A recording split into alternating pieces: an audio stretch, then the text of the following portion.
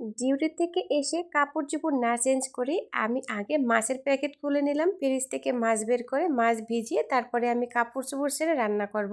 তো আজকে আমার অনেক খিদে লেগেছিল, তো এই জন্যই অনেক তাড়াতাড়ি করে কিন্তু আমি মাছটাকে ভিজিয়ে নিচ্ছি।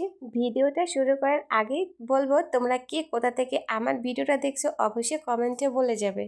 সৌদি আরবে যে দেশি মাছগুলো পাওয়া যাচ্ছে এটাই কিন্তু অনেক কিছু, দাম যতই বেশি হোক তারপরও যে পাওয়া যায় এটাই আলহামদুলিল্লাহ।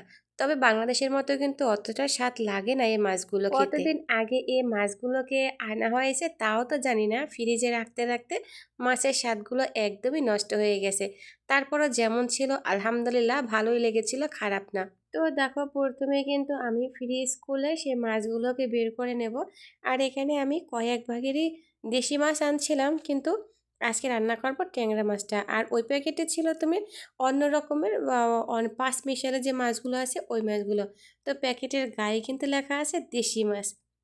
তো এবারে আমি সে মাছগুলোকে ভিজিয়ে নেব। দেখো মাছগুলো মনে হচ্ছে যে কতগুলো মাছ, কিন্তু না, অল্প কয়েকটা মাছ ছিল। তা প্রথমে দেখতে পারছো কয়েকটা মাছ এখানে একদম বরফ দিয়ে অনেকটা উঁচু করা, যে বরফ নিচে বরফ দেওয়ার উপরে শুধু কয়েকটা মাছ।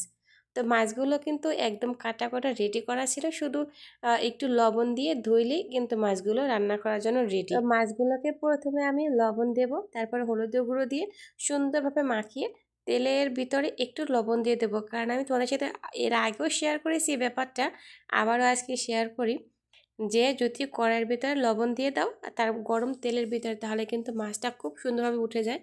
কড়াইতে মাছটা লেগে যাওয়ার মতো কোনো চান্স থাকে না। মাছগুলোকে কিন্তু আমি একদম মশমশা করে ভেজে নেব, আর এগুলো মশমশা করে না ভাজলে খেতে কিন্তু অতটা ভালো লাগে না। আর এর ঝোল দিয়ে কিন্তু অনেকটা পরিমাণে ভাত খাওয়া যায়, কারণ এগুলো দেশি মাছের কিন্তু মজাই আলাদা। তো মাছগুলো কিন্তু আমার একদম ভাজা শেষ, দেখতেই পাচ্ছ। আর এর ভিতরে কিন্তু আমি 3-4টা চিংড়ি মাছ দিয়েছিলাম।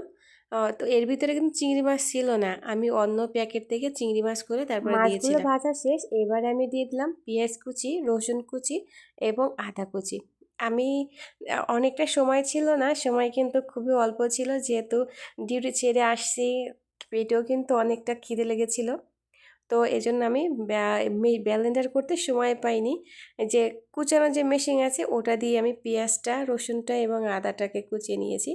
হলুদ দিয়ে দিলাম, মরিচ গুঁড়ো দিয়ে দিলাম এবং একটু কষানোর পরে জল দিয়ে দিলাম পরিমাণ মতো। আসলে কি জানো, আমরা যারা প্রবাসে থাকি আমরা সবসময় চেষ্টা করি শর্টকাটে রান্না করার জন্য। আমরা অতটা অনেকটা সময় নিয়ে রান্না করি না, কারণ আমাদের ডিউটি থেকে আসার পরে পেটে প্রচণ্ড পরিমাণে ক্ষুধা থাকে।